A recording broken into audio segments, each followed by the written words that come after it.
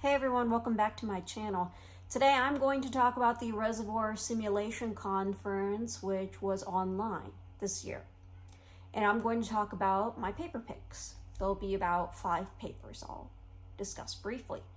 Before we get to the content, please be sure to like this video, subscribe so you can get more content in oil and gas and professional development topics, and please be sure to comment on the video below on the YouTube platform so I can incorporate your feedback into future videos.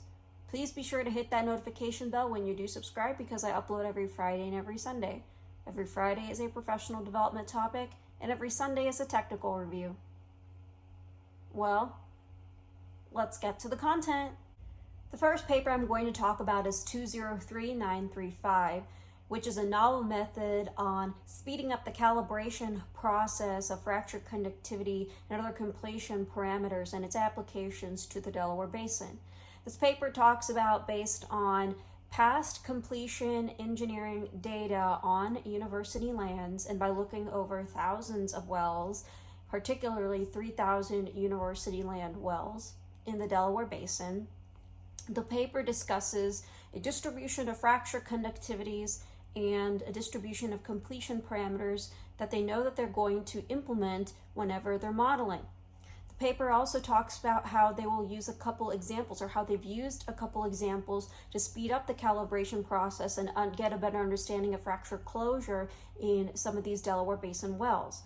I strongly suggest you read the paper if you work in the Delaware Basin or if you want to understand how to speed up the calibration process or speed up your reservoir simulation processes, especially when it comes to getting a better understanding of fracture closure in these unconventional wells. The next paper I suggest you read is 203977, or Coupling a Geomechanics Reservoir Simulator and a Fracture Simulator for Horizontal Injection Wells.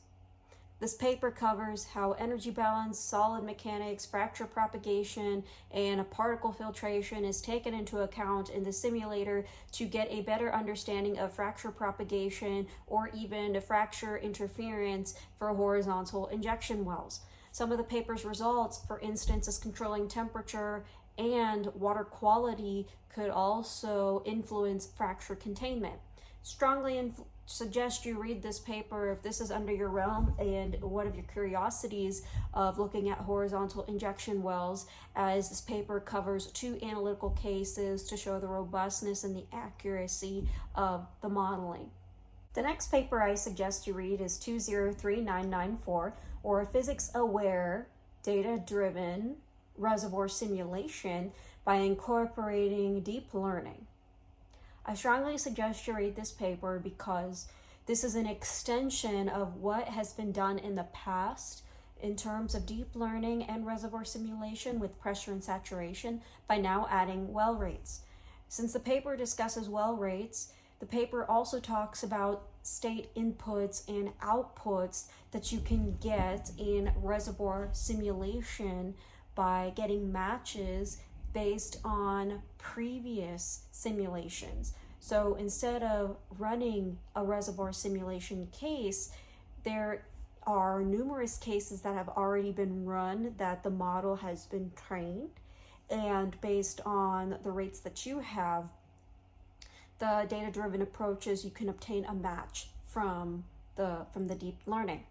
I strongly suggest you read this paper because there's an integration of data analytics and reservoir simulation, and it also reduces the computation time when you're trying to obtain your matches. The next paper I suggest you read is 203965, or Reduced Order Modeling of Multi-Phase Flow Effects Using Physics Deep Learning.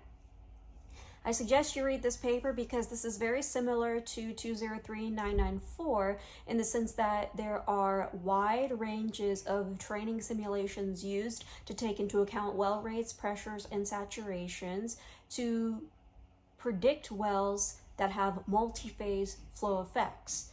The paper emphasizes on the technicality of the reduced order model, or the embed to control model, that's used to reduce the computation time. So there's a lot of detail on the deep learning model that is used.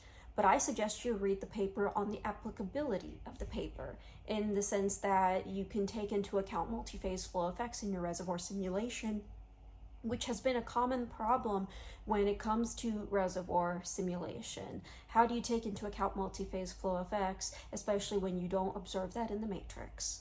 The last paper I suggest you read is 203914, or Proxy Pang-Robinson EOS Behavior to Take into Account Multi-Phase Flash Calculations. I suggest you read this paper to get a better understanding of bypassing fugacity calculations, because the fugacity calculation only has one root, which is typically used in representative of reservoir conditions. This is supposed to improve your computation time by 3.4%, and the proxy model has been trained using an artificial neural network of 30 million fugacity coefficients. So it's a very efficient model, and the mean average error is actually 0.1% compared to the traditional Pang-Robinson calculation in multi-phase and compositional flow simulations. Again, I suggest you read this paper to get a better understanding of the specifics of how proxy models can be used to speed up computation time in reservoir simulation. And that's a wrap, everyone.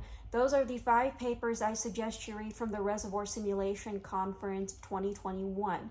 Once again, if you have any other papers that you suggest from the conference that you would like to showcase, please comment below in the YouTube platform. Please subscribe to this channel for oil and gas and professional development topics like this video, and be sure to comment on the video if you have any feedback so I can incorporate your feedback into future videos. Thanks so much for taking the time to watch this video, and I'll see you in the next one.